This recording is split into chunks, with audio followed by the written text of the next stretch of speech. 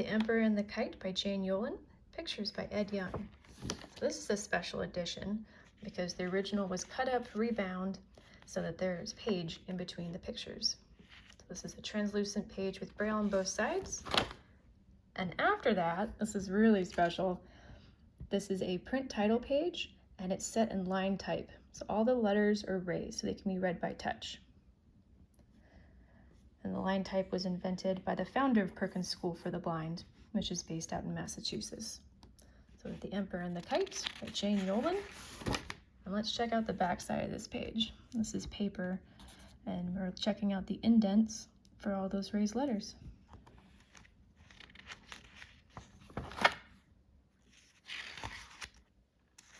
So let's get to our story. The Emperor and the Kite.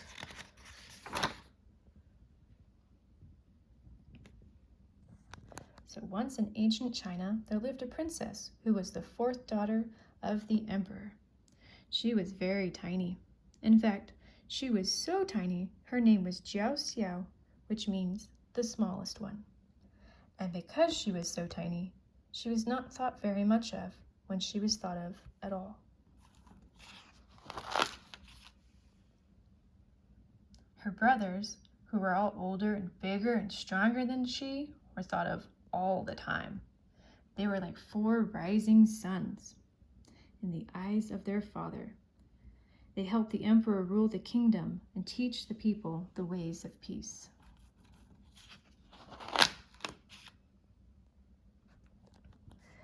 Even her 3 sisters were all older and bigger and stronger than she. They were like 3 midnight moons in the eyes of their father. They were the ones who brought food to the table.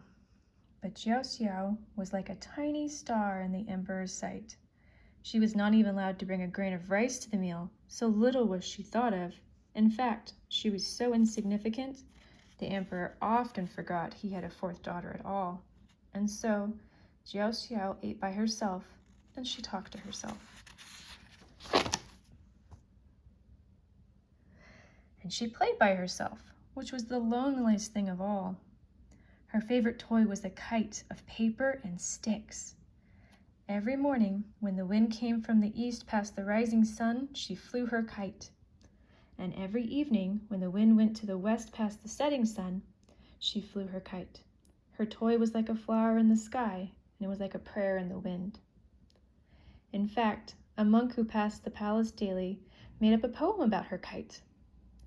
My kite sails upward, mounting to the high heavens, my soul goes on wings. But then, he was a monk and given to such thoughts. As for Princess Jiao Xiao, she thanked him each day for his prayer. Then she went back to flying her toy. But all was not peaceful in the kingdom, just as the wind is not always peaceful. For the wind can trouble the waters of a still pond, and there were evil men plotting against the emperor. They crept up on him one day when he was alone, and when his 4 sons were away ruling in the furthermost parts of the kingdom, and his 3 daughters were down in the garden. And only Princess Jiao Xiao, so tiny she seemed part of the corner where she sat, saw what happened.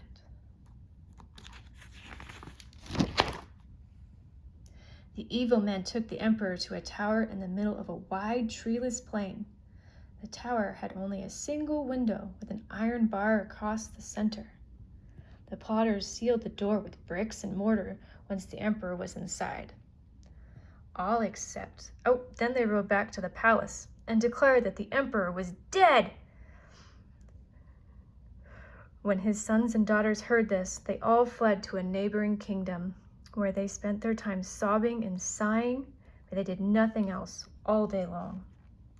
All except Jiao Xiao.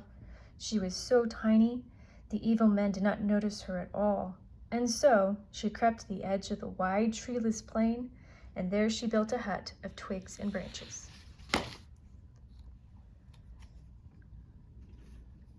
Every day at dawn, and again at dark, she would walk across the plain to the tower, and there she would sail her stick and paper kite.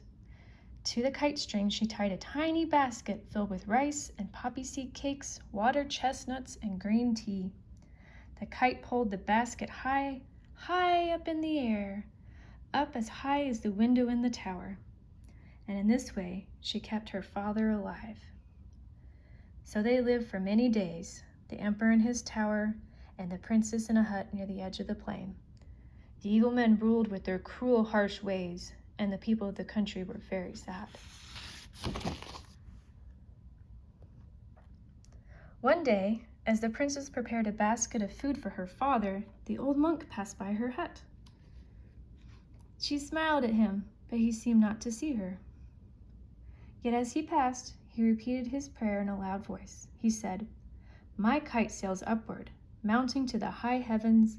My emperor goes on wings." The princess started to thank him, but then she stopped. Something was different. The words were not quite right. "Stop," she called to the monk, but he had already passed by. He was a monk after all, and did not take part in things of the world. And then Jiao Xiao understood. The monk was telling her something important, and she understood. Each day after that, when she was not bringing food to her father, Jiao Xiao was busy. She twined a string of grass and vines and wove in strands of her own long black hair. When her rope was as thick as her waist and as high as the tower, she was ready. And she attached the rope to the string of the stick and paper kite, and made her way across the treeless plain. When she reached the tower, she called to her father, but her voice was as tiny as she, and her words were lost in the wind. At last, though, the emperor looked out and saw his daughter flying her kite. He expected the tiny basket of food to sail up to his window as it had done each day. But what should he see but the strand of vines and grass and long black hair? The wind was raging above, holding the kite in its steely grip, and the princess was below, holding tight to the end of the rope. Although the emperor had never really understood the worth of his tiniest daughter before, he did now. And he promised himself that if her plan worked, she would never again want for anything, although all she had ever wanted was love.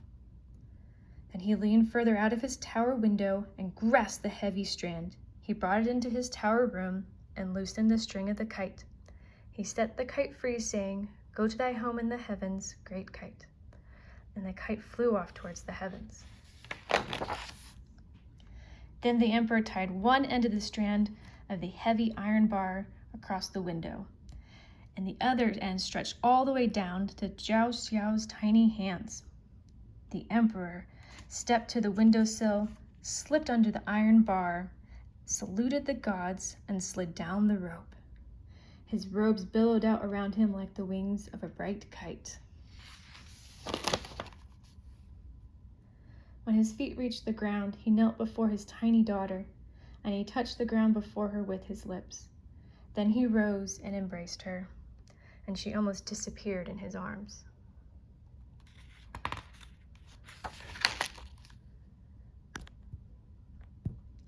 With his arm encircling her, the emperor said, "Come to thy home with me, loyal child." He lifted the tiny princess to his shoulders and carried her all the way to the palace. At the palace, the emperor was greeted by wild and cheering crowds. The people were tired of the evil men, but they had been afraid to act. With the emperor once again to guide them, they threw the plotters into prison.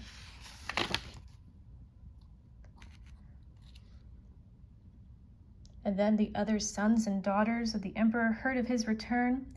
They left off their sobbing and sighing, and they hurried home to welcome their father. But when they arrived, they were surprised to find that Jiao Xiao on a tiny throne by their father's side. To the end of his days, the emperor ruled with Princess Jiao Xiao close by. She never wanted for anything, especially love. And the emperor never again neglected a person, whether great or small. And too, it is said that Jiao Xiao ruled after him, as gentle as the wind, and in her loyalty as unyielding.